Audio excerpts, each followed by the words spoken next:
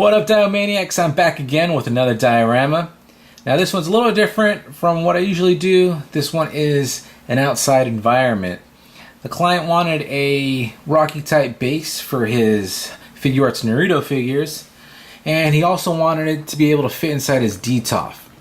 So this one's about 14 inches high and about 13 inches deep and about 13 inches wide, somewhere around there. Now the hardest part of this was his rock formations here, because we wanted it to give the illusion that it was the side of a mountain. So I just checked some YouTube videos just to see how other people were carving rocks.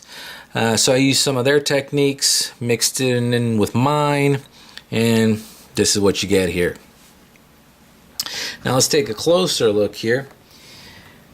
Now this floor is something I've kind of done before, so that wasn't an issue, you know, carving everything up.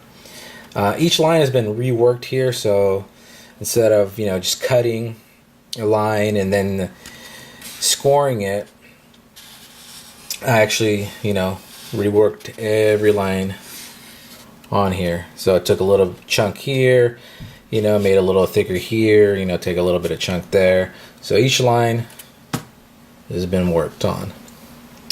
You got, you know, some miscellaneous rocks throughout here. Got the patented kitty litter all around here, and the rocks here, which is just carving, you know, making lines straight down, maybe a little bit diagonal, you know, chipping it in and then flicking it out.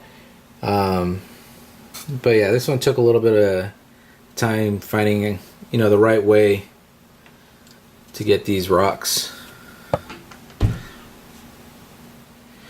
Now some of the questions I get asked is exactly how did I build the rocks? How did I put them all together? Well, at first, kind of had them like this. Then this was something like that over there with this on here, and then this was all on top of here. And I thought that was okay, but then I thought about it and I said, you know, that's too many seams to be covering up. There's got to be another way. So of course, after I've glued it all together, I figured out it would probably be best to just get a piece of foam and lay it straight up and down with that behind it to add some depth to it. So this right here, you know, this right here is just a piece of foam like this, you know, all carved up with layers behind it, so I wouldn't have to cover up too many seams. And let's take a closer look here again. And you see, I don't think there's too many seams. We got the base here, and I think I did an okay job, you know, of covering it up there. I don't think you see too much of the seams there. Because I had seen some other people, you know, do rock formations, and they show a lot of seams in theirs, and it just wasn't something that I liked. I wanted to do something a little bit different, and I think I might have accomplished it. I think it came out pretty good for my first rock diorama. You know, the painting wasn't too bad. We did a black wash. And if you need to know about the black wash, take a look at my previous videos and you'll find a video on that. So we did the black wash, then we did a base coat of a brown. I don't remember what the names of the browns were. So we did that, and then we did, I think probably maybe like a really light dry brush. Then I did a few washes of different color browns, you know, in just various places. So here maybe we'd put a darker brown, a little bit of dark brown in between, you know, these cracks here. So then it would give it illusion of, you know, a little bit of shade in there if we made that a little bit darker. Then another wash of another brown. You know, let it soak in. Maybe I would get a paper towel and soak it up a little bit.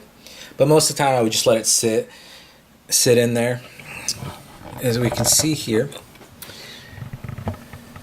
you know, it'll be a little bit darker over here than over here, and it just, in random spots, it looks a little bit darker because I just let that wash sink in. And then I would dry brush a little bit more of a light brown. So it's just a lot of washes and some dry brushing to get these colors, which I think came out really well. I was really impressed the way these washes took to each other to give it a lot of you know, different tones. Okay, so I added a Figuarts Bruce Lee figure just so you can kind of see how he scales up with the diorama. Not too shabby, I think. And that's pretty much it for this video. I hope you guys liked it, and if you have any questions, make sure you leave them in the comments below. I usually get back to you pretty quick. Make sure you share it with your friends. Subscribe if you haven't already, because we got more stuff coming in the pipeline.